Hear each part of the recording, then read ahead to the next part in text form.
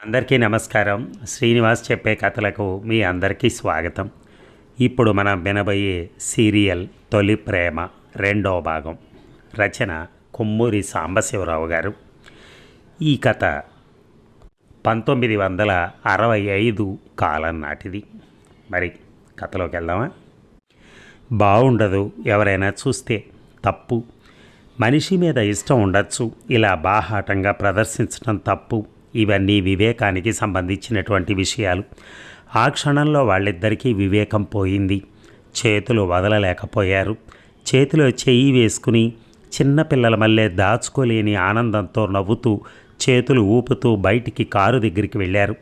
కొబ్బరికాయ సంచి తీసుకోలేదు. వెళ్ళొస్తామని చలపతిరావుకి చెప్పనూ లేదు.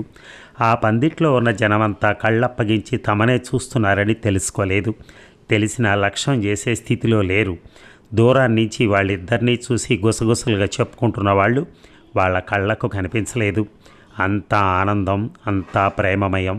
వాళ్ళిద్దరూ మాత్రం నిజం, మిగతాదంతా అబద్ధం. కారు ఎక్కారు. డ్రైవర్ కారు స్టార్ట్ చేశాడు. ఎక్కడికమ్మగారు అడిగాడు. మాధురి జవాబు చెప్పలేదు. రవిని చూస్తోంది. అతని చేతిలో చెయ్యి వేసుకుని అతని గుండెలోని ప్రేమను తనలోకి లాక్కుంటూ అతని కళ్ళలోకి చూస్తోంది. డ్రైవర్ అడిగిన ప్రశ్న ఆమెకు వినిపించలేదు. అతను అంతే. అలా 5 నిమిషాలు గడిచాయి. డ్రైవర్ ఏమీ తోచక కారు నెమ్మదిగా తోలుతున్నాడు. నన్ను మర్చిపోయావా? ఎప్పుడైనా జ్ఞాపకం వచ్చేదాన్నా అని అడిగింది. నిన్ను మర్చిపోవటమా? జ్ఞాపకం ఎలా వస్తావు? అసలు మర్చిపోతేగా అన్నాడు లేని నవ్వు తెచ్చిపెట్టుకుని. ఈ 12 ఏళ్ళు నువ్వు జ్ఞాపకం రాని రోజు లేదు అందామె. రోజూ జ్ఞాపకం వచ్చేవాడినా అడిగాడు సంతోషంతో. అవును, నిద్ర లేవగానే జ్ఞాపకం వచ్చేవాడివి రోజు. ఎందుకు అడిగాడు ఆత్రంగా. నేను లేవగానే చాలా అందంగా ఉంటానని నువ్వు రోజూ చెప్పేవాడివి. ఇంకా ఎప్పుడు జ్ఞాపకం వచ్చేవాడిని? పువ్వులు తలలో పెట్టుకుంటున్నప్పుడు. ఇంకా నేను నవ్వినప్పుడల్లా నా నవ్వుని గురించి నువ్వు ఒక ఉత్తరంలో రాశావు, అది జ్ఞాపకం వచ్చేది. నేను ఎప్పుడెప్పుడు నీకు జ్ఞాపకం వచ్చేదాన్ని? నిజం చెప్పు. మాధురికి తను నిజంగా ప్రతిరోజు జ్ఞాపకం వచ్చి ఉంటానని అతను నమ్మలేకపోయాడు. ఆ మాట నమ్మాలనుంది, కానీ నమ్మితే మళ్ళీ తను అనుభవించిన చిత్తక్షోభ, రంపపకోత, ఆవేదన భరించవలసి వస్తుందని తెలుసు. జాజి పువ్వులు చూసినప్పుడల్లా జ్ఞాపకం వచ్చేదానివి అన్నాడు తేలిగ్గా నవ్వుతూ.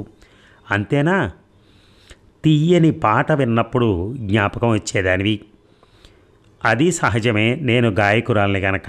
ఇంకా అలాగే మనం ప్రేమించుకున్న రోజుల్లోంచి ఏవో ఒక అనుభవాలు, సువాసనలు, రాగాలు, అనుభూతులు అప్పుడప్పుడు నిన్ను జ్ఞప్తికి తెచ్చేవి అన్నాడు సిగరెట్ వెలిగిస్తూ. అహంకారం, గర్వం, తను మళ్ళీ ఈ మనిషి వల్ల చితికిపోకూడదనే భయం, ఇవన్నీ కలిసి అతన్ని నత్తగుల్లలో పురుగులా ముడుచుకుపోయేటట్టు చేశాయి. అప్పుడప్పుడు జ్ఞాపకం వచ్చేదాన్నా అడిగింది మనస్సు చివుక్కుమని. అతను ఉక్కిరి బిక్కిరి అవుతున్నాడు. నిజం చెప్పేయాలనుంది. ఇన్నేళ్ళు ఏమయ్యావు, నాకెందుకు కనిపించలేదు అని బోరును ఏడుస్తూ ఆమె ఒళ్ళో పడుకోవాలనిపించింది. ఈ జన్మలో కాదు సరిగదా, మరి ఎన్ని జన్మలకైనా నిన్ను మర్చిపోలేను మాధురి. మన బాంధవ్యం ఈ జన్మలోది కాదు, పూర్వజన్మలోంచి వచ్చింది అని చెప్పాలనిపించింది. ఆమెను 2 చేతుల్లోకి తీసుకుని తన గుండెల ఎముకలు విరిగేంతవరకో, ఆమె ప్రాణం పోయి తన ప్రాణంలో కలిసిపోయేంతవరకో గట్టిగా అదుముకోవాలనిపించింది.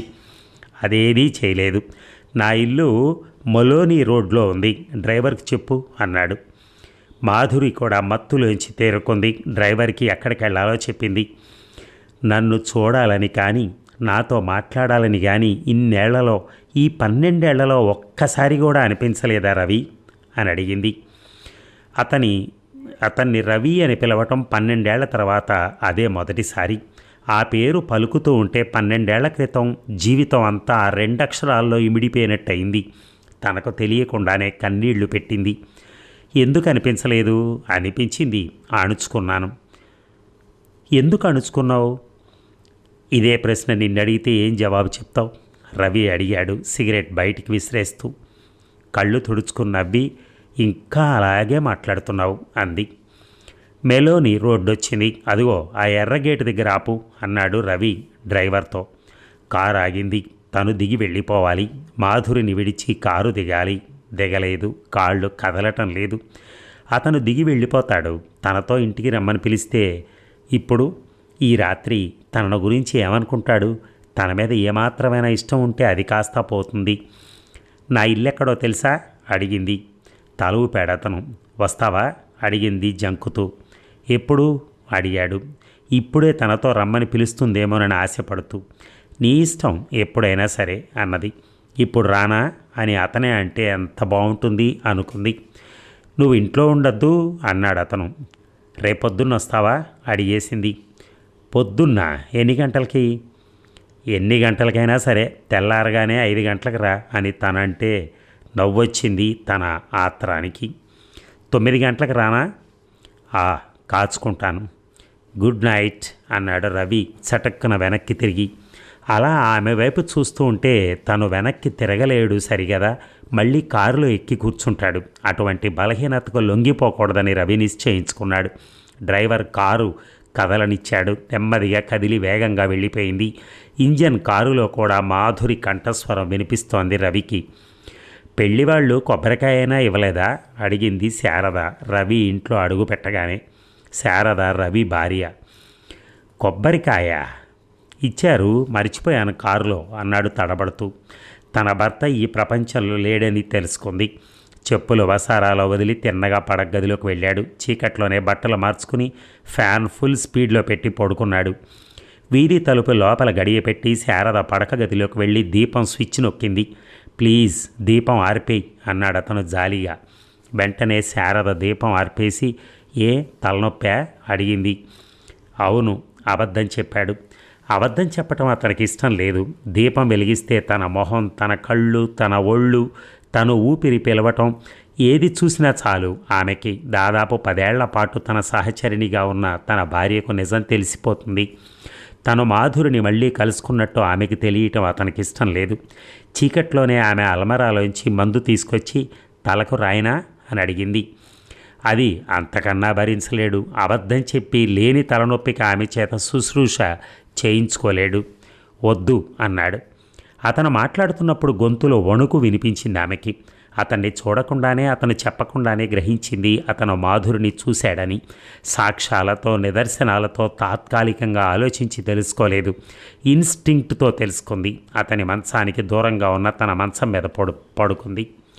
అతను ఇటు నుంచి అటు దొర్లాడు. మంచం చిన్నగా చప్పుడు చేసింది.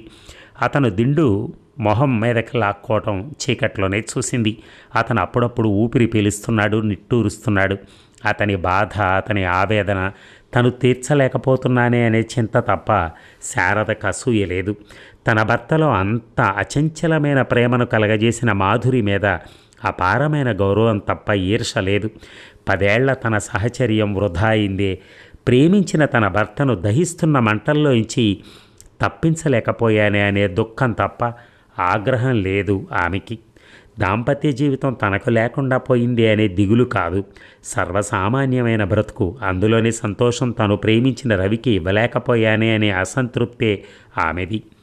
మాధురి ఫోటో ఏ పత్రికలోనో చూసినప్పుడు, ఆమె కంఠస్వరం ఏ రేడియోలోనో విన్నప్పుడు తన భర్త మనిషి అంతా ముడుచుకుపోయి కనపడకుండా బాధని దాచుకునేందుకు చేసే ప్రయత్నాలు చూసి ఆమె ఏనాడు అసహించుకోలేదు. ఒక మనిషిని ఇంత తీక్షణంగా, ఇంత ఏకాగ్రతతో ప్రేమించగలిగే తన భర్తలోని ఆ ప్రేమను గౌరవించింది. తన భర్తను, తను ప్రేమించిన పురుషుడి జీవితాన్ని చితిపేసిన ఆ మాధురిని ఏనాడు ద్వేషించలేదు. ఇంతటి ఉదాత్తమైన ప్రేమను స్వీకరించి బ్రతుకును ఒక స్తోత్రంలా, ప్రపంచాన్ని ఒక దేవాలయంలా చేయగల శక్తి లేనందుకు మాధురి మీద అపారమైన జాలి కలిగింది. రవి ఇటు అటు దొర్లుతున్నాడు. నిద్ర పట్టడం లేదు. ఆలోచనలు, జ్ఞాపకాలు, కళ్ళ నీళ్లు, నవ్వులు అన్నీ అలా మనసులో దొర్లుతున్నాయి. అతను 12 ఏళ్లు వెనక్కి వెళ్ళాడు. తన జీవితంలో అప్పటికి తనకు కలిగిన అనుభవాలను జ్ఞప్తికి తెచ్చుకుంటున్నాడు. తన బతుకుకు అర్థం, తను పుట్టడానికి కారణం, తను రేపు చచ్చిపోతే మిగిలే దాన్ని గురించి, ప్రేమను గురించి, మాధురిని గురించి, తన భార్యను గురించి, తన జీవితంలో మిగతా స్త్రీల గురించి, తన జీవితాన్ని గురించి ఆలోచిస్తున్నాడు. గతాన్ని నెమరేసుకుంటున్నాడు. ఇక తల్లి పోవటం రవికి అసలు జ్ఞాపకం లేదు. తండ్రి పోవటం బాగా జ్ఞాపకం ఉంది. అతనికి అప్పుడు 9 ఏళ్ళు. రాత్రి అంతా అందరూ, ముఖ్యంగా తన అక్కయ్య బావ కంగారుగా ఇంట్లో తిరగటం, అక్కయ్య ఏడవటం, అక్క ఏడుపు చూసి తను ఏడవటం, అర్ధరాత్రి గొల్లు మనటం, తెల్లారిన తర్వాత బ్రాహ్మలు మంత్రాలు ఇవన్నీ జ్ఞాపకం ఉన్నాయి. తన తండ్రి చచ్చిపోయాడని తెలుసు, కానీ నిజానికి ఆ కొరత రవికి తెలియలేదు. చిన్నప్పటి నుంచి, తల్లిపోయినప్పటి నుంచి అక్కయ్య దగ్గరే పెరగటం వల్ల తండ్రి వ్యవసాయం చూసుకుంటూ స్వగ్రామంలో ఉండేవాడు. చదువు కోసం, పోషణ కోసం తల్లి లేని వాణ్ణి తను ఎలా పెంచగలనని రవిని చిన్నప్పుడే కూతురు దగ్గరికి పంపేశాడు. రవి చాలాసార్లు స్వగ్రామం వెళ్ళినా అది తన ఊరు కానట్టుగా, తన అక్కాబావ ఉన్న బెజవాడే తన ఊరైనట్టుగా అనుకునేవారు. తండ్రి పోయాక అసలు స్వగ్రామానికి వెళ్ళనే లేదు.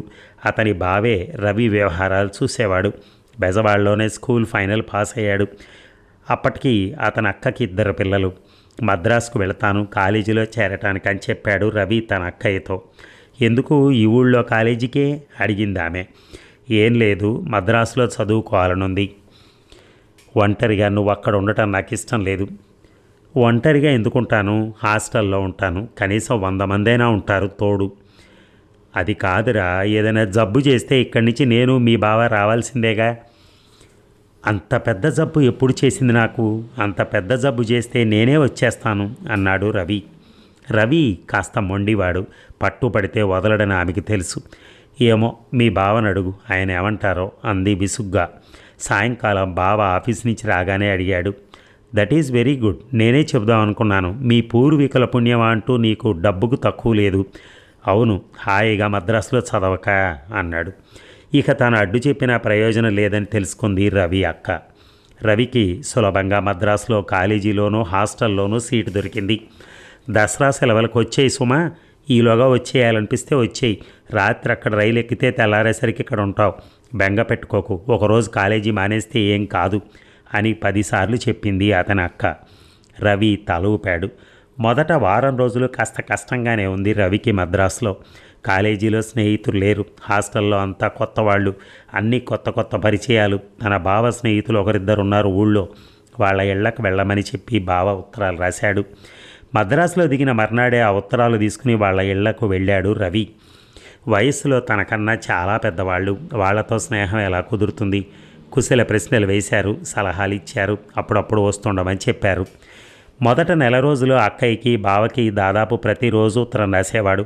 1 రోజులైన తర్వాత కాలేజీ హాస్టల్ జీవితంలో కొత్త తగ్గిన తర్వాత వారానికి ఒకసారి తన ఆరోగ్యం గురించి మాత్రం రాస్తూ ఉండేవాడు.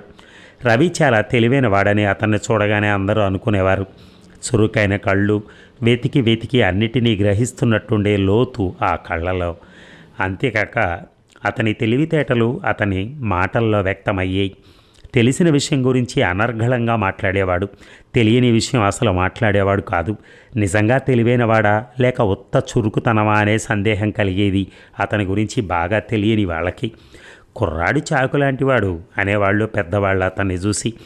ఏ విషయం గురించైనా అభిప్రాయ భేదాలు వస్తే రవిని అడిగితే సరి చెప్తాడు అనేవాళ్ళు అతని ఈడు వాళ్ళు. చిన్నప్పటి నుంచి కూడా రవికి ఉద్రేకాలు, ఆపేక్షలు, స్నేహాలు చాలా లోతుగా ఉండేవి. లోతుగా ఉండటమే కాక వాటిని అంత తీవ్రంగానూ ప్రదర్శించేవాడు. స్నేహితుల కోసం అతను చెయ్యని త్యాగం అంటూ ఉండేది కాదు. అక్క బావ మీద అతను చూపిన ఆపేక్షకు, మమకారానికి అంతుండేది కాదు. ఒకళ్ళని నొప్పించాలని కానీ, ఒకళ్ళని బాధ పెట్టాలని కానీ ఎన్నడూ కోరుకోలేదు. అందరితో కలిసిమెలిసి తిరిగేవాడు. ఎటొచ్చి కొన్ని నిశ్చయమైన అభిప్రాయాలు ఉండటం వల్ల వాటిని గురించి స్పష్టంగా మాట్లాడేవాడు. పిరికితనం కానీ, భయం కానీ అతనిలో ఏ కోశానా ఉండేవి కావు.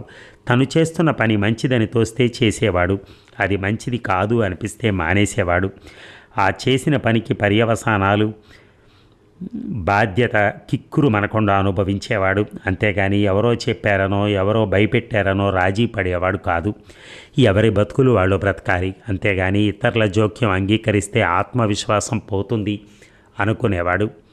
డబ్బు గురించి అతనికి అంత పట్టింపు ఉండేది కాదు. చదువుకి, ఇతర ఖర్చులకి చాలినంత డబ్బు ఉండటం వల్లే డబ్బు పట్ల అతనికి నిర్లక్ష్యం కలిగిందేమో. రవికి ఆడవాళ్ళంటే ఇష్టం మగాళ్ళ కన్నా. ఆడవాళ్ల మీద గౌరవం, వాళ్ళ పట్ల మర్యాద, వాళ్ళ బ్రతుకుల మీద జాలి ఉండేవి బాగా చిన్నప్పటి నుంచి. బహుశా దానికి కారణం స్కూల్లో చదువుకునే రోజుల్లో చలం పుస్తకాలు ఎక్కువగా చదవటం అయి ఉండొచ్చు. మాట్లాడటం, పుస్తకాలు చదవటం ఈ రెండే అతని సరదాలు. ఎక్కువగా సినిమాలు చూసేవాడు కాదు, బజార్లో తిరిగేవాడు కాడు. సెలవులకు బెజవాడ వెళ్ళటం, మళ్ళీ కాలేజీ తెరవగానే మద్రాసుకు రావటం, ఇంతకు తప్ప BA 2వ సంవత్సరంలో చేరేటంత వరకు రవి జీవితంలో చెప్పుకోదగ్గ పెద్ద సంఘటన ఏదీ జరగలేదు. అతనికి ప్రభావతితో పరిచయం అయింది. ఒక్క రోజులోనే పరిచయం కాస్త స్నేహమైంది. స్నేహం అయిన కొన్ని గంటల తర్వాతే ప్రేమలో పడ్డాను అనుకున్నాడు. ప్రేమను గురించి పుస్తకాల్లో చాలా చదివాడు. అతనికి దాని గురించి నిశ్చయంగా ఏం తెలియదు, కానీ అది కలిగితే ఎలా ఉంటుందో ఊహించుకునేవాడు. రేపు సాయంకాలం మా ఇంటికి రండి అని పిలిచింది ప్రభావతి రవిని. తప్పకుండా వస్తాను అన్నాడు. ఇసుకలోంచి లేచి ప్యాంటు మడతల్లో ఉన్న ఇసుక దులుపుకుంటూ సముద్రపు ఒడ్డున ఒక సాయంకాలం ప్రభావతికి రవికి పరిచయం అయింది. ప్రభావతి ఆడవాళ్ల కాలేజీలో ఇంటర్ చదువుతోంది. రవి కళ్ళకి ఆనాడు ప్రభావతి చాలా అందంగా కనిపించింది. అంతకన్నా అందమైన స్త్రీ ప్రపంచంలో పుట్టి ఉండదు, పుట్టదని అనుకున్నాడు. ఆ అమ్మాయి ఏమంత అందమైంది కాదు, ఏముంది, నువ్వేదో పిచ్చిలో పడాలా పొగుడుతున్నావు అన్నాడు రవి స్నేహితుడు. నువ్వనేది నిజమే అయి ఉండొచ్చు అని ఒప్పుకున్నాడు రవి. కానీ తన కళ్ళకు ఆమె గొప్ప అందగత్తెలా ఉందని మాత్రం మళ్ళీ చెప్పాడు.